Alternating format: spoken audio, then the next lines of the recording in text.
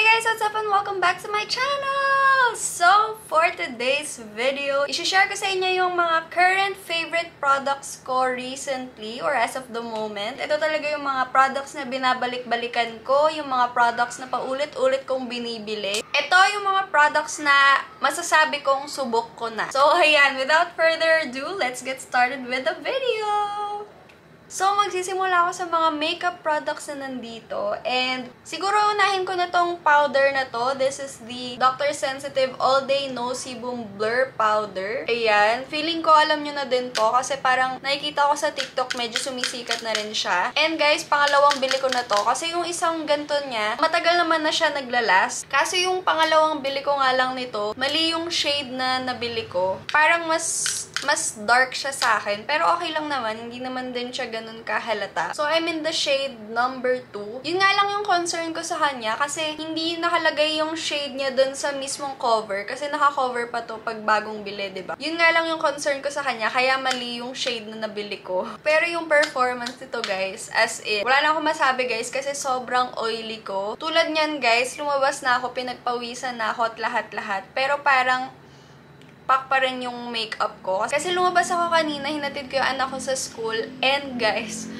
paglabas ko pa lang, sobrang init na. Para na akong niluluto, ganon. Pero ayan, pagbalik ko, intact pa rin yung makeup ko. Pero yung itsura niya, guys, parang hindi na haggard, ganon. And super affordable lang din siya. So, I recommend this to my oily girlies out there, tulad ko. And then, next, itong mga lipsticks, guys, nakailang bottle na ako nitong lipstick na to. Dati wala pa siyang, ganitong anime. This is the Maybelline Super Stay in shade. Ayan, this is 210 Versatile. Nakita nyo na to siguro sa makeup videos ko. This is my holy grail, my favorite. Kasi all day fresh and pack ang lips ko dito, guys. As in, minsan nahirapan pa akong tanggalin with makeup remover. Pero natatanggal ko pa rin naman siya with a makeup remover. Kaya ito yung gustong-gusto ko, guys. Kasi hindi ko na kailangan magdala ng lipstick, pang retouch, ganun. As in, subo ko na to, guys. Kahit pag nag-e-event ako, guys, hindi na ako nagdadala ng pang retouch. Ang dala ko na lang kapag nag-e-event ako, blotting paper, kasi nga oily ako. Yun lang talaga yung dala ko, guys. Kasi ito, plus ito, talagang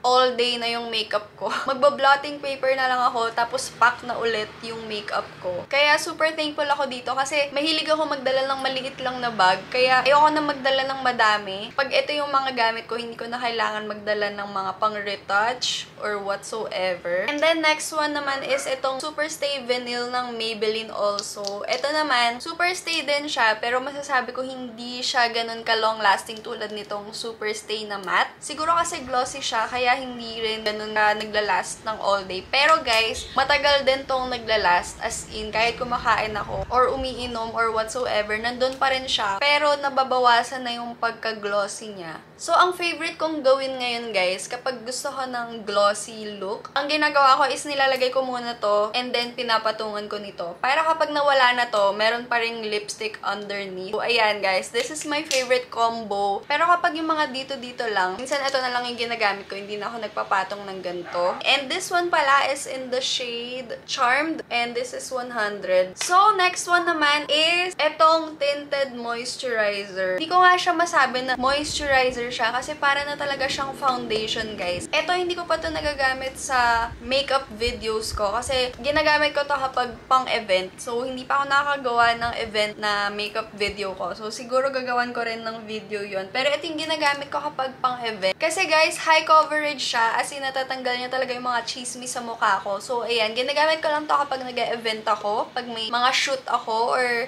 may importanteng lakad ako, or what.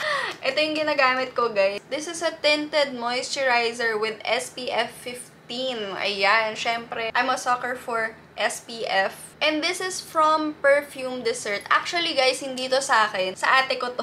Nineno ko lang to sa ate ko. Pero sabi ko sa kanya, akin na lang to. So, wala na siyang nagawa. Kasi hindi ko na binalik sa kanya. So, ayan, guys. Hindi ko alam kung saan to nabili na ate ko. Pero natanong ko na lang siya. And I will put the links down below. Actually, ilalagay ko lahat ng na-mention ko dito, guys. I will put the links down below. So, kung may gusto kayo, just check the description box. Okay, moving on to the next product is my highlighter. Ayan. Ayan, ito yung highlighter na ginagamit ko rin sa mga makeup videos ko. And gustong-gusto ko to kasi mura lang siya. Parang nasa 300 lang siya. And you get 4 shades na. Ang gustong-gusto kong gawin dito is pinaghahalo ko yung dalawang shade. Yung parang medyo champagne and medyo pinkish. Kasi para siyang nagiging white. And yun yung gusto ko sa highlighter. Parang yung medyo white-ish. And tingnan nyo naman guys, parang hindi pa siya nababawasan. And sobrang tagal na nito sa akin. Tingnan nyo naman yung itsura niya. Parang gamit na gamit.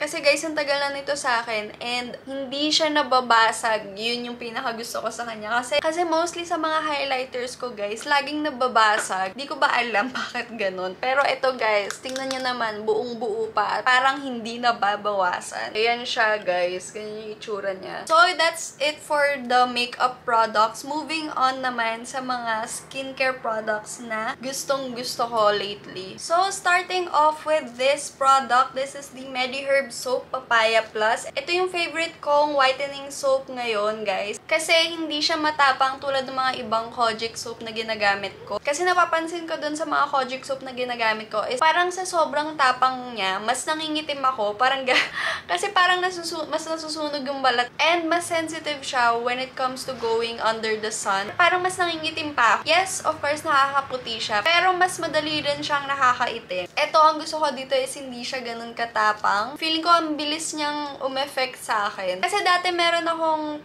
hindi ko alam kung napanood ko ba yun or nabasa, na kapag acidic ka, hindi maganda daw sa'yo ang kojic acid na soap kasi nga acid siya or what. Hindi ko alam kung ano yung explanation dun, guys. And hindi ko na rin alam kung saan ko siya nakita. Ito, guys, kasi this one is papaya soap. Hindi naman siya kojic. And super effective to sa akin, guys. Sa Watsons ko lang to nabibili. And doon din to sa Watsons haul ko. Andun yung explanation kung paano ko na-discover to. Super thankful ako na na-discover ko to. And pang ilang bar soap ko na to, guys. Nag-stock na ako ng ganito para hindi na ako mauubusan. So, ayan, guys, ito yung ginagamit kong whitening soap. So, next one naman is lotion. Ito naman yung ginagamit kong lotion for how many years na, guys. Hindi ko na mabilang kung ilang bottles ng ganito yung nagamit ko. And this one is from Rick's Skin Beauty Lotion. This has SPF 35. And ang pinakagusto ko dito, guys, is lightweight lang niya. Guys, hindi siya malagkit. Alam niyo mga lotion na kapag nilalagay nyo is, ang lagkit niya, ito, para lang siyang tubig na nilagay mo sa skin mo, tapos ang dali niyang ma-absorb ng skin. Kaya gustong-gusto ko to, guys. And actually, ubos na siya. Ayan, wala na. Ubos na siya. Ayan na lang yung natira. Kaya hindi ko na siya ma-demo sa inyo. Ayan, tingnan nyo naman. Ayan, o, parang tubig lang siya.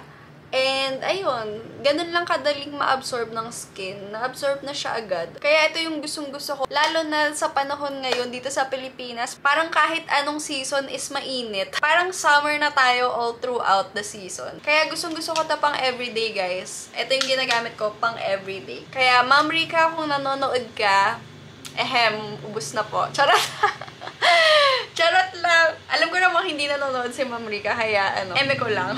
Tapos, yung susunod na lotion na i-share ko is ito namang Lux White Reveal Insta Bright Body Cream. Ito yung lotion ng Lux White. Ayan, tingnan nyo na.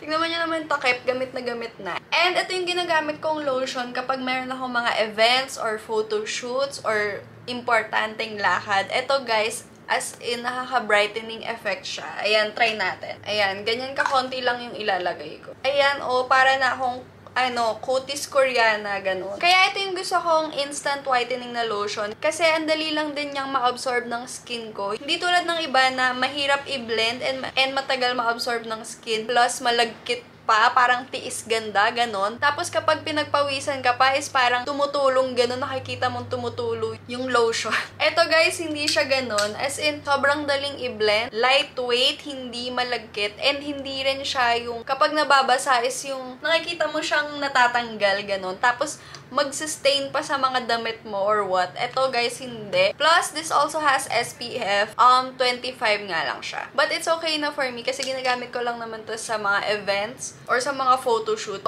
Ayan, ito yung ginagamit ko, guys. As in, highly recommend tong product na to kapag gusto niyo ng mga instant whitening. Actually, medyo similar sila, kaya ko sila nagustuhan is madali silang ma-absorb ng skin and hindi malagkit sa skin, guys. Yun yung pinakaayaw ko sa mga lotion kapag malagkit siya. Not unless gagamitin ko sa gabi. And then next naman, hindi naman to skincare product, guys, pero isasama ko na rin to dito.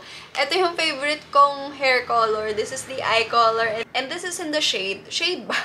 This is in the color ash brown. Kasi naghahanap ako ng hair color na shampoo na tatalab sa bleached hair ko. Kasi usually kapag yung mga shampoo, hindi siya tumatalab sa bleached hair ko. Parang ang light pa rin ng hair ko. Ito kasi tumatalab siya sa bleached hair ko. Ayan, hindi nyo nga lang masyado makita kasi nakaipit ako. But ayan, ito yung marirecommend ko kapag gusto nyo ng ash brown. Plus, murang-mura lang siya. And yung sa length ng hair ko, parang hanggang dito yata yung length ng hair ko. Ang nagagamit ko na ganito is 4. Pero kung maikli lang naman yung hair nyo, siguro pwede na sa inyo yung 1 or 2 ganito. And gusto ko kasi yung mga hair color na shampoo kasi syempre madali lang siyang gamitin. And guys, isama ko na rin dito yung aking favorite na panghilamos. This one is for my oily girls as well. Ito yung Cetaphil for oily skin siya, guys. Take note of that. This is for oily skin. Ano yata ito? Gel type siya, guys. Ilang years ko na itong ginagamit, guys. Nakailang bottle na ako ng ganito. Medyo may kamahalan nga lang siya. Pero, matagal na siyang naglalast sa akin. Na-try ko rin yung CeraVe na panghilamos. Pero eto, bumalik pa rin ako dito. So, yun. That's it for this video. But yan, guys. I'm so happy to share with you guys all of the products that have helped me, that are my favorite. Ito yung mga ride or die products ko talaga, as in. Comment nyo yung mga ride or die products nyo para makita ko rin siya and matry ko. So, ayun guys, that's it for this video.